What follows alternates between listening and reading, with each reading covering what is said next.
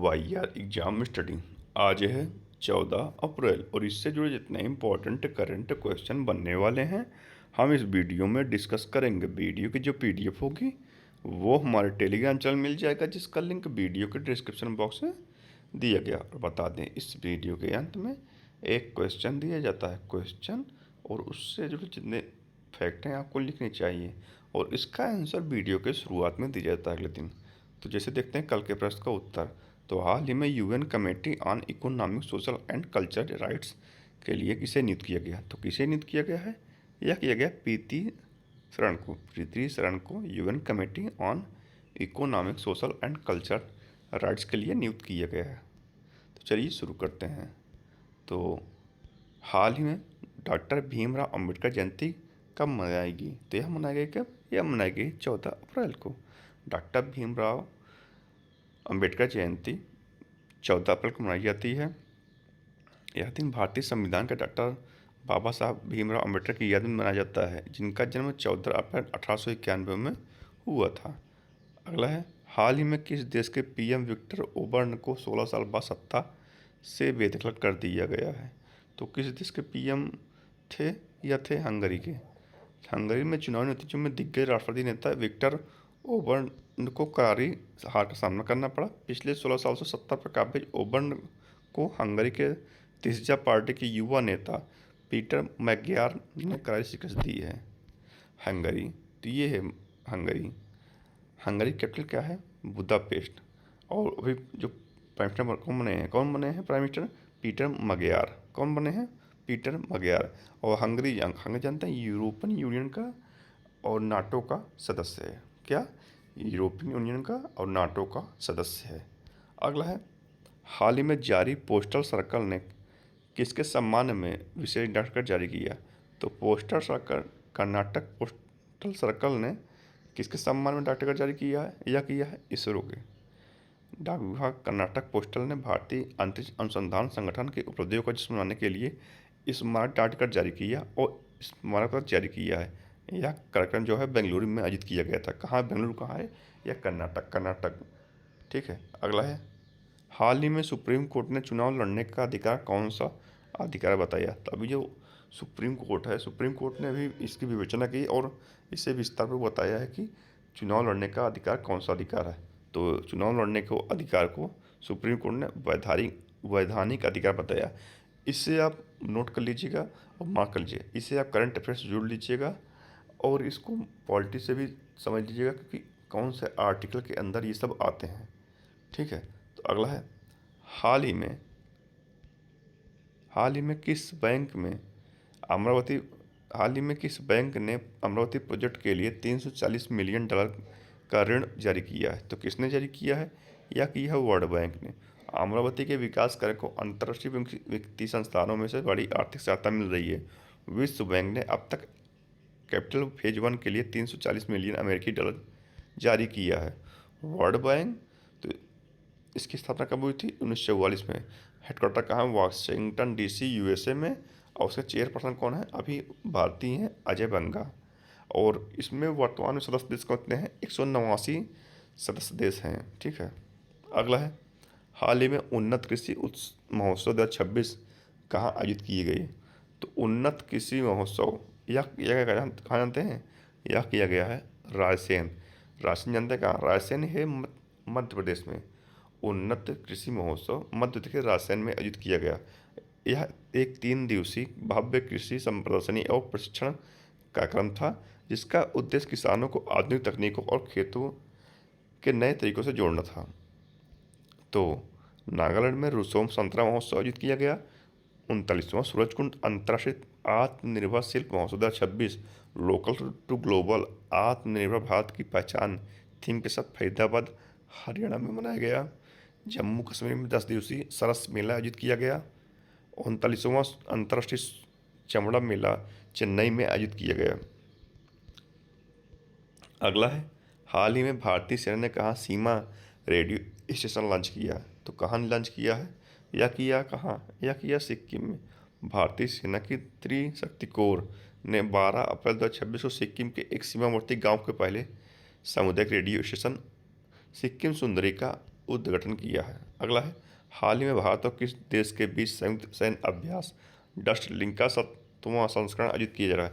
यह 7वां संस्करण भारत और उज्बेकिस्तान के बीच में होता है। अब डस्ट लिंक जानते हैं, डस्ट लिंक से आप लगाइएगा कि किस किस देश में मतलब मरुस्थल हैं जो सूखे मरुस्थल शुष्क मरुस्थल हैं जहाँ पर डस्ट पाए जाते हैं। तो इससे अगर आपके पास ऑप्शन होता है तो आप उससे लगाइएगा। भारत उज्बेकिस्तान का 7वां संस्करण सैन्य अभ्यास डस्ट लिंक वर्तमान में उज्बेकिस्तान में चल रहा है। दिवस यह 14 दिवसीय अभ्यास जो 12 से 25 अप्रैल तक आयोजित किया जा रहा है। तो उज्बेकिस्तान, तो ये मैप है उज्बेकिस्तान। कैपिटल क्या है? ताशकंद। करेंसी क्या? उज्बेकिस्तान। और प्रेसिडेंट कौन है? Shavkat Mirziyoyev. अगला है, हाल ही में नारी शक्ति वंदन सम्मेलन कहाँ आयोजित किया गया? तो नारी शक्ति वंदन सम्मेलन कहाँ आयोजित किया गया? यह किया गया नई दिल्ली में। तो इसके उद्घाटनकर्ता कौन थे? इसके उद्घाटनकर्ता थे प्रधानमंत्री मोदी जी। अगला है, हाल ही में संसद खेल महाकुंभ का आयोजन यूपी के किस शहर में किया जा रहा है?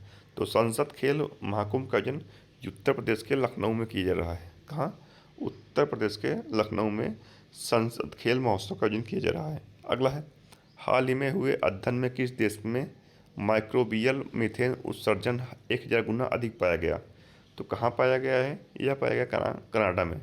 शोधकर्ताओं ने 4 दिसंबर 2026 को कनाडा के निष्क्रिय तेल और गैस कुओं से होने वाला माइक्रो मीथेन रिसाव पिछले अनुमानों की तुलना में 1000 गुना अधिक है।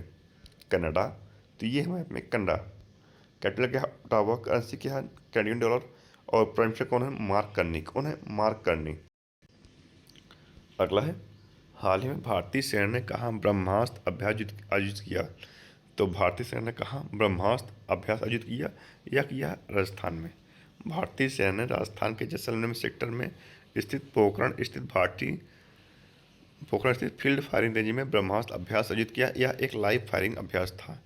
तो राजस्थान, तो एनर्जी स्टैटिस्टिक्स इंडिया 2026 के अनुसार नवीकरणीय ऊर्जा में राजस्थान को पहला स्थान दिया गया। राजस्थान सरकार ने इंडस्ट्रियल पार्क पॉलिसी 2026 लॉन्च की। राजस्थान में स्थित प्रसिद्ध माउंट आबू का नाम बदलकर अबू राज रखा गया। भारतीय सेना ने पोखरण फील्ड फायरिंग रेंज में अग्निवर्षा सैन्य अभ्यास किया। राष्ट्रपति द्रौपदी मुर्मू ने जैसलमेर प्रचंड हेलीकॉप्टर में उड़ान भरकर इतिहास रच दिया। और भारतीय सेना ने पोखरण फील्ड फायरिंग रेंज में स्टेलर 10 मिसाइल का सफल परीक्षण किया। ग्रामीण टूरिज्म को बढ़ावा देने के लिए, नौकरी पैदा करने और लोकल इनकम को बढ़ाने के लिए राजस्थान ने होम स्टे स्कीम 2026 शुरू की है। राजस्थान, तो ये है मैप में राजस्थान। कैपिटल क्या है? कौन है? कैपिटल क्या है? जयपुर। और मुख्यमंत्री कौन है? विजय शर्मा। गवर्नर कौन है? हरिभाऊ किशन राव बांगड़े। अगला है, हाल ही में किस राज्य को नक्सलवाद मुक्त घोषित किया गया? तो यह किस राज्य को किया गया है? यह किया गया तेलंगाना को। तेलंगाना, भारतीय कम्युनिस्ट पार्टी कैडरो के आत्मसमर्पण के बाद 11 अप्रैल 2026 को तेलंगाना के आधिकारिक तौर पर नक्सल मुक्त घोषित कर दिया गया है। तेलंगाना, तो ये है मैप में का तेलंगाना। कैपिटल क्या है? हैदराबाद। सीएम है रेवंत रेड्डी। गवर्नर कौन है? शिव प्रताप शुक्ला। कौन है? शिव प्रताप शुक्ला।